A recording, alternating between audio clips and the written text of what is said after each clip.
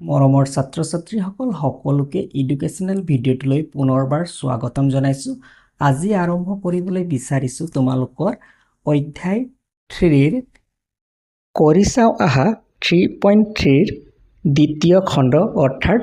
Part 2ৰ video'. ইয়াত তোমালোকে question answer পাবা 4ৰ পৰা 4, 5, 6, 7 আৰু 8 এইকেইটা কুৱেশ্যন আনচাৰ পাবা। এইটো এটা 50 ছেকেণ্ডৰ এটা চমু ভিডিঅ'। এই ভিডিঅ'টোত তোমালোকে কি পাবা? সমস্যাসমূহৰ সমাধান। যিসকলে কেৱল সমস্যা সমাধান বিচাৰা ভিডিঅ'টো পজ কৰি চাব পাৰিবা আৰু এক্সপ্লেনেশ্যনৰ কাৰণে ফুল ভিডিঅ'টো তোমালোকে চাবা।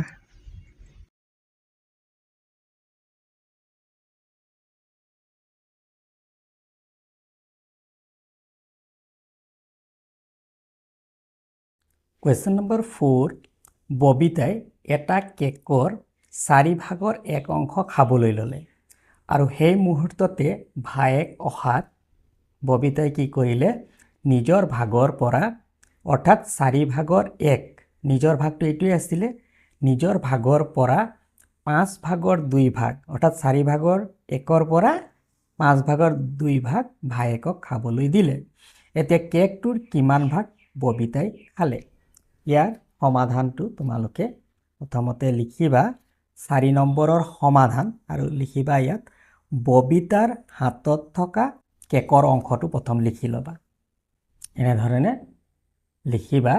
ববিতাৰ হাতত থকা কেকৰ অংশ। কিমান অংশ আছে? 4 ভাগৰ 1 অংশ।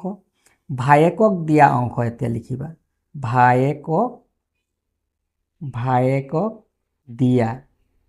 ভায়েকক দিয়া অংশ।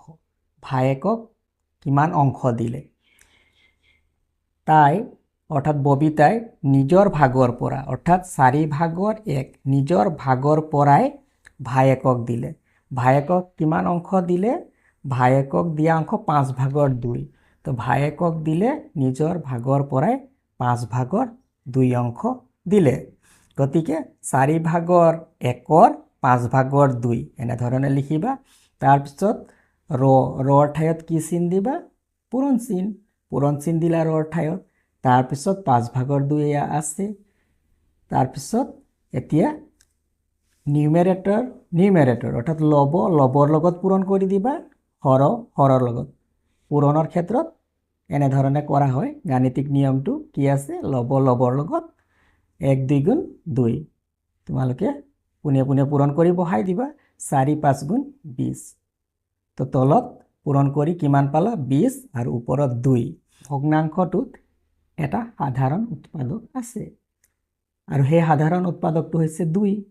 2টো 2ৰে হৰণ যায়, 20টো 2ৰে হৰণ যায়। গতিকে দুইটা সংখ্যাই 2ৰে হৰণ যায় অৰ্থাৎ 2 সাধাৰণ উৎপাদক হয়। গতিকে 2ক 2ৰে কাটি দিবা। 2ক 2ৰে হৰণ কৰিলে এবাৰ, 20ক 2ৰে হৰণ কৰিলে 10 বাৰ। গতিকে ভগ্নাংশটো কিমান হ'ব? ভায়েকক দিয়া অংশটো কিমান হ'ব? 10 ভাগৰ 1। ভায়েকক দিয়া অংশ হৈছে 10 ভাগৰ 1। প্ৰশ্নটো কি আছে চোৱা, কেকটোৰ কিমান অংশ ববিতাই খালে? গতিকে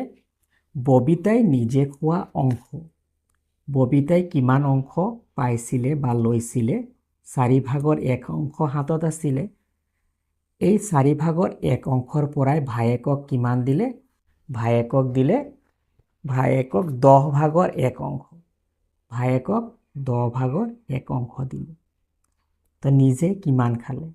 দিলে অৰ্থাৎ বিয়োগ হ'ব। 4 ভাগৰ 1ৰ পৰা ভায়েকক দিয়া অংশটো কমি যাব, হয়নে? এতিয়া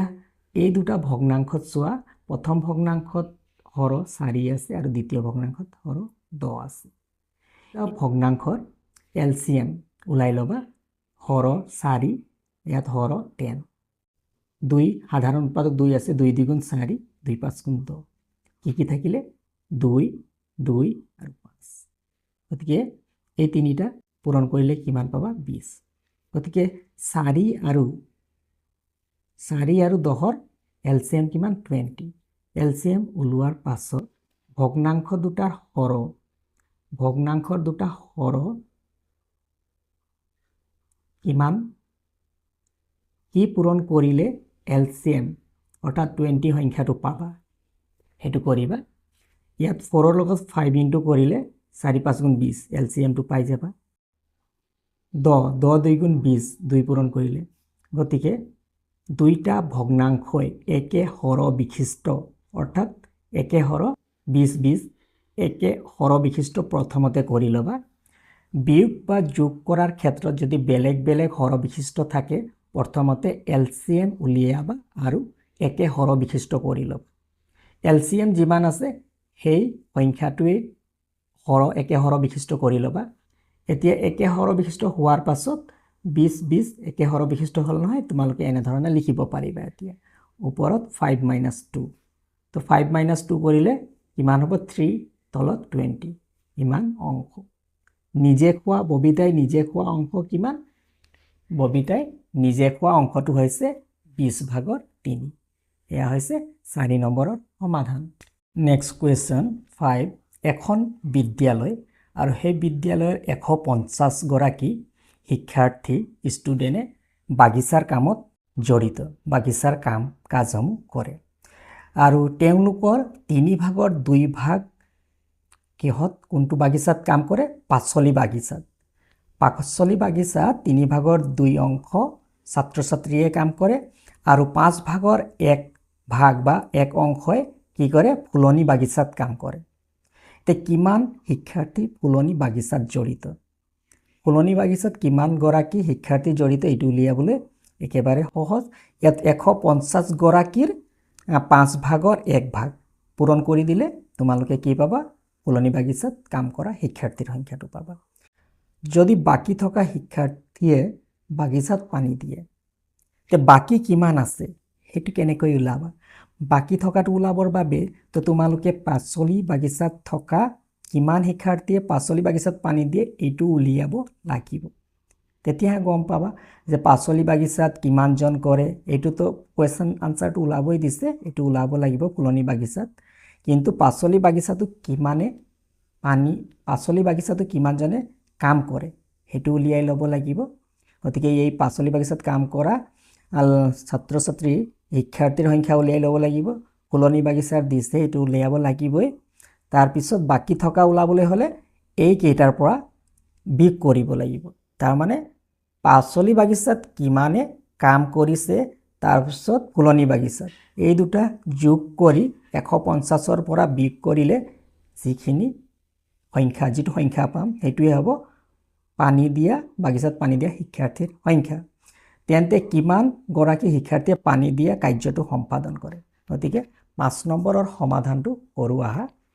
5 নম্বৰৰ সমাধান প্ৰথমতে কি লিখিবা মুঠ শিক্ষাৰ্থী কিমান আছে হেতু লিখিবা মুঠ শিক্ষাৰ্থী কিমান জন আছে 150 জন বা গৰাকী 150 গৰাকী আছে মুঠ শিক্ষাৰ্থী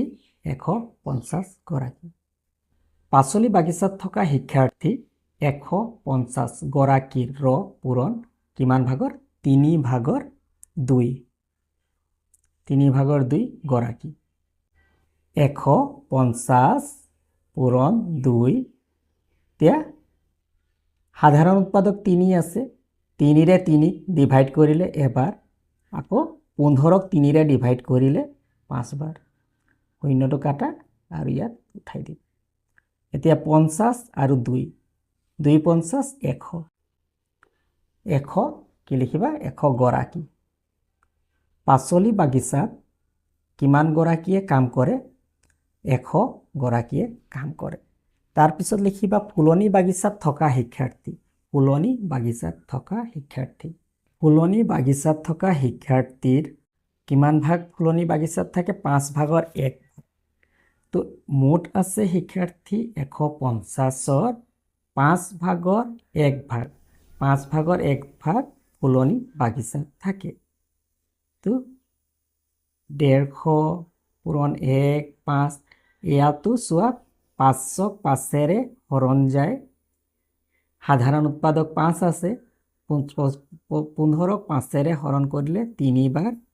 শূন্যটো কাটিবা আৰু 3ৰ সোঁফালে বহুৱাই দিবা 30 এগুণ 30 তলত 1 আছে সাধাৰণতে 1 থাকিলে দেখাব নালাগে 30 লিখিবা 30 গৰাকী তো ফুলনি বাগিচাত কিমান গৰাকী শিক্ষাৰ্থী থাকে 30 গৰাকী এতেকে পানী দিয়া শিক্ষাৰ্থীৰ সংখ্যা কিমান হ'ব পানী দিয়া শিক্ষাৰ্থীৰ সংখ্যা মুঠ কিমানজন আছে কিমান গৰাকী মুঠ 150 গৰাকী 150 গৰাকী মুঠ শিক্ষাৰ্থীৰ পৰা 100 গৰাকীয়ে পাচলি বাগিচাত কাম কৰে 30 গৰাকীয়ে ফুলনি বাগিচাত কাম কৰে গতিকে এই দুটা বিয়োগ কৰি দিবা মুঠ শিক্ষাৰ্থীৰ পৰা বিয়োগ কৰি দিবা 100 আৰু 30 কাৰণ এই 100 আৰু 30 130 গৰাকী শিক্ষাৰ্থীয়ে ক'ত কাম কৰে পাচলি আৰু ফুলনি বাগিচাত তো ফুলনি আৰু পাচলি বাগিচাত কাম কৰা শিক্ষাৰ্থীৰ সংখ্যাটো মুঠ শিক্ষাৰ্থীৰ পৰা কমাই দিলে যিমান থাকিব যিমান গৰাকী শিক্ষাৰ্থী থাকিব সেই কেইগৰাকী শিক্ষাৰ্থীয়ে কি কাম কৰে পানী দিয়া কাম কৰে কি কৰে বাগিচাত পানী দিয়ে বাকি থকা অৰ্থাৎ 20 গৰাকী শিক্ষাৰ্থীয়ে বাগিচাত পানী দিয়ে তেন্তে কিমান গৰাকী শিক্ষাৰ্থীয়ে পানী দিয়ে কাৰ্যটো সম্পাদন কৰে 20 গৰাকী শিক্ষাৰ্থীয়ে পানী দিয়া শিক্ষাৰ্থীৰ সংখ্যা 20 গৰাকী এটো এটা উত্তৰ আৰু কিমান শিক্ষাৰ্থী ফুলনি বাগিচাত জড়িত ফুলনি বাগিচাত থকা শিক্ষাৰ্থীৰ সংখ্যা 30 গৰাকী এটো এটা 30 গৰাকী ফুলনি বাগিচাৰ লগত জড়িত আৰু পানী দিয়া শিক্ষাৰ্থীৰ সংখ্যা 20 গৰাকী কোৱেশ্চন নম্বৰ 6 মাকে হাত খৰচৰ বাবে দিয়া 280ৰ 4 ভাগৰ 1 ভাগ বিজিতে বহি আৰু কলম কিনাত খৰচ কৰে আৰু জ্যামিতি বক্স কিনাত 7 ভাগৰ 1 ভাগ টকা খৰচ কৰে এতিয়া বিজিতৰ হাতত কিমান টকা বাকি থাকিল আৰু তিনিটা ভাগকে অধক্ৰমত অৰ্থাৎ ডাঙৰ পৰা সৰুলৈ সজোৱা এতিয়া মুঠ টকা কিমান আছে 280 টকা তে 280 টকাৰ বহি আৰু কলম কিনাত কিমান খৰচ কৰে 4 ভাগৰ 1 ভাগ হলে কিমান টকা হ'ব এটো প্ৰথমতে উলিয়াই লবা লিখিবা মুঠ টকা 280 বহি আৰু কলম কিনাত খৰচ কৰে মুঠ টকাৰ অৰ্থাৎ 280 টকাৰ ৰ মানে পূৰণ দিবা কিমান অংশ 4 ভাগৰ 3 অংশ 4 ভাগৰ 3 ইমানৰ 4 ভাগৰ 3 টকা এতিয়া এইখিনি কটাকটি কৰিবা 280 সংখ্যাটো 4 ৰে হৰণ যায় 4 টো 4 ৰে হৰণ যায় অৰ্থাৎ ইয়াত সাধাৰণ উৎপাদক 4 আছে গতিকে 4 ৰে ডিভাইড কৰি লবা 4 ক 4 ৰে এবাৰ 28ক 4 ৰে 4 7 গুণ 28 শূন্যটো কাটি উঠাই দিবা তো কিমান পালা 70 into 3 70 into 3 7 3 গুণ 21 210 টকা বিজিতে বহি আৰু কলম কিনাত কিমান টকা খৰচ কৰে 210 টকা জ্যামিতি বাকচ কিনাত খৰচ কৰে জ্যামিতি বাকচ কিমান 7 ভাগৰ 1 কিমান টকা খৰচ কৰে 7 ভাগৰ 1 কিমান টকাৰ পৰা 280 টকাৰ পৰা 7 ভাগৰ 1 টকা খৰচ কৰে তো কিমান টকা হ'ব ইয়াতো 280 7 ৰে ডিভাইড হয় 7 to 7 ৰে ডিভাইড হয় গতিকে 7 ৰে ডিভাইড কৰি ল'ব পাৰা 7 ক 7 ৰে ডিভাইড কৰিলে এবাৰ যাব 28ক 7 ৰে ডিভাইড কৰিলে 4 বাৰ যাব শূন্যটো কাটি উঠাই দি তো কি আছে 40 into 1 তো কিমান 40 টকা তো বিজিতে জ্যামিতি বাকচ কিনাত কিমান টকা খৰচ কৰে 40 টকা এতিয়া মুঠ খৰচ কিমান হ'ব ওলাই ল'বা মুঠ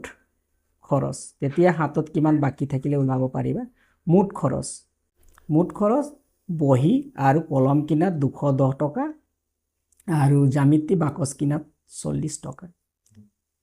210 পূৰণ 40 টকা এতিয়া এই দুটা যোগ কৰিলে কিমান হ'ব 250 টকা 250 টকা মুঠ খৰচ 250 টকা এতিয়া বিজিতৰ হাতত কিমান টকা বাকি থাকিল হেতু উলিয়াবা যে বাকি থকা টকা বা ধন বিজিতৰ হাতত বাকি থকা টকা বা বাকি থকা টকা বুলি লিখিব পাৰা বাকি থকা ধন বাকি থকা ধন কিমান টকা আছিলে 280 আছিলে তাৰে কিমান টকা খৰচ কৰিলে 250 টকা খৰচ কৰিলে তো 250 টকা খৰচ কৰিলে কিমান টকা থাকিব 280 পৰা 250 টকা খৰচ কৰিলে কিমান টকা থাকিব 80 পৰা 50 গ'ল 30 টকা থাকিব বিজিতৰ হাতত কিমান টকা থাকিব 30 টকা থাকিব এতিয়া নেক্সট কি দিয়া আছে তিনিটা ভাগকে অধকৰ্মত সজোৱা এটা ভাগ 4 ভাগৰ 3 তাৰপিছত দ্বিতীয় ভাগটো হৈছে 7 ভাগৰ 1 এতিয়া বাকি থকা ধন এটো তৃতীয় ভাগটো যিখিনি টকা বাকি থাকিলে ইয়াৰ কিমান টকা বাকি থাকিল 30 টকা এতিয়া এই বাকি থকা ধনক যদি আমি ভগ্নাংশত প্ৰকাশ কৰো বাকি থকা ধনৰ ভগ্নাংশ বাকি থকা ধনৰ ভগ্নাংশ কি হ'ব মুঠ টকা কিমান আছিলে মুঠ টকা আছিলে 280 টকা 280 টকাৰ বাকি কিমান টকা হাতত আছে 30 টকা 280 টকাৰ কিমান টকা হাতত আছে এটো বাকি থকা ধনৰ ভগ্নাংশ যদি ভগ্নাংশত প্ৰকাশ কৰো তেন্তে হ'ব এটো 30/280 তাৰছত তলত এটা শূন্য ওপৰত এটা শূন্য কটা গ'ল কি হ'ব 3 ওপৰত তলত 28 তো এটো এটা ভগ্নাংশ বাকি থকা ধনৰ ভগ্নাংশ তিনিটা ভগ্নাংশ আমি ইয়াত পালো এতিয়া অধকৰ্মত সজালে হ'ব কোনটো সংখ্যা আটাইতকৈ ডাঙৰ 210 তাৰপিছত 40 তাৰপিছত 30 এইটো আমি কিহৰ হিচাপত সজাইছো টকাৰ হিচাপত সজোৱা হৈছে টকাৰ হিচাপত ভগ্নাংশৰ হিচাপত সজালে এনে ধৰণৰ হ'ব 4 ভাগৰ 3 ডাঙৰ তাৰপিছত 7 ভাগৰ 1 তাৰপিছত 28 ভাগৰ 3 এইটো কি হিচাপত সজোৱা হৈছে ভগ্নাংশৰ হিচাপত গতিকে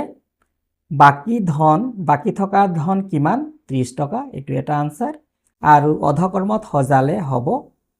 এনে ধৰণৰ গতিকে এয়াই হৈছে 6 নম্বৰৰ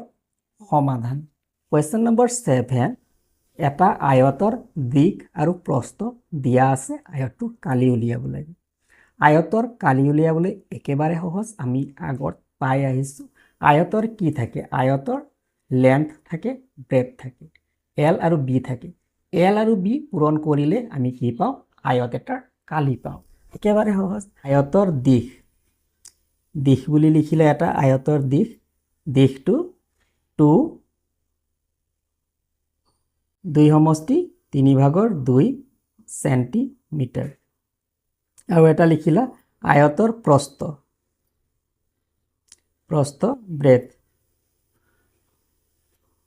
ব্ৰেথ 3 সমষ্টি 4 ভাগৰ 1 সেন্টিমিটাৰ এতেকে আয়তৰ কালি 2 সমষ্টি 3 ভাগৰ 2 লেন্থ ইনটু কি কৰিবা ব্ৰেথ এই দুটা পূৰণ কৰিবা আৰু এককটো হ'ব বৰ্গ সেন্টিমিটাৰ বা ইংৰাজীত আমি লিখিলে সেন্টিমিটাৰ স্কয়াৰ বুলি এতিয়া সমষ্টিত আছে সমষ্টিৰ পৰা অপৰকিত ভগ্নাংশলৈ সলনি কৰি লবা 3 ওপৰত 3 2 গুণ 6 7 8 3 এ কাৰ লগত পূৰণ হ'ব প্ৰথমতে 2 ৰ লগত পূৰণ হ'ব তাৰপিছত যোগ হ'ব নিউমেৰেটৰ লগত তাৰপিছত ইয়াতো 4 এ প্ৰথমতে 3 ৰ লগত পূৰণ হ'ব প্লাস 1 ৰ লগত সেন্টিমিটাৰ স্কয়াৰ তাৰপিছত তোমালোকে কৰিবা তলত 3 লিখিবা ইয়াত 3 দ্বিগুণ 6 হল 6 ৰ লগত 2 যোগ হলে 8 লিখিবা আৰু ইয়াত লিখিবা তলত 4 আছে 3 4 গুণ 12 12 ৰ লগত 1 যোগ হলে 13 8 আৰু 4ৰ মাজত সাধাৰণ উৎপাদক আছে দুইটা সংখ্যাই 4ৰে ডিভাইড হয় গতিকে 4ৰে ডিভাইড কৰি দিয়া 4ৰে 4ক ডিভাইড কৰিলে এবাৰ 8ক 4ৰে ডিভাইড কৰিলে 2 2 4 গুণ 8 1 4 গুণ 4 4ৰে ডিভাইড কৰিলে 2 বাৰ 4ৰে ডিভাইড কৰিলে 1 বাৰ গতিকে প্ৰথম ভগ্নাংশটোৰ পৰা পোৱা গ'ল ওপৰত প্ৰথম ভগ্নাংশটোৰ পৰা পোৱা গ'ল 2 2/3 আৰু দ্বিতীয় ভগ্নাংশটোৰ কিমান পোৱা গ'ল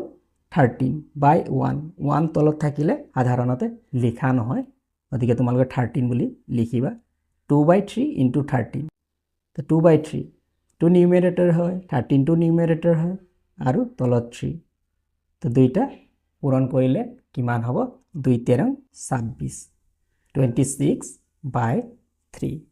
এককটো সেন্টিমিটাৰ স্কয়াৰ বা বৰ্গ সেন্টিমিটাৰ বুলি লিখিব পাৰা এয়া হৈছে 7 নম্বৰৰ সমাধান 8 সত্য নে অসত্য নিৰ্ধাৰণ কৰা 1 2/3 * 3/4 ৰ মান দুইটা ভগ্নাংশতকৈ ডাঙৰ এই দুইটা ভগ্নাংশ কি ভগ্নাংশ হয় প্ৰকৃত ভগ্নাংশ অৰ্থাৎ ইয়াৰ মান এটা ভগ্নাংশৰ মান একতকৈ সৰু হয় এটা ভগ্নাংশৰ মান একতকৈ সৰু হয় আৰু 0তকৈ ডাঙৰ হয় তে এই দুটা ভগ্নাংশ প্ৰকৃত ভগ্নাংশ দুটাৰ পূৰণ ফল বা ইয়াৰ মান এই দুইটা ভগ্নাংশতকৈ ডাঙৰ বুলি কৈছে ডাঙৰ কেতিয়াও নহয় সৰু হয় দুটা প্ৰকৃত ভগ্নাংশৰ পূৰণফল কৰিলে দুটা প্ৰকৃত ভগ্নাংশ পূৰণ কৰিলে যিটো পূৰণফল পাবা সেই পূৰণফলটো এই দুটা ভগ্নাংশতকৈ সৰু হয় গতিকে এইটো লিখিবা ফলছ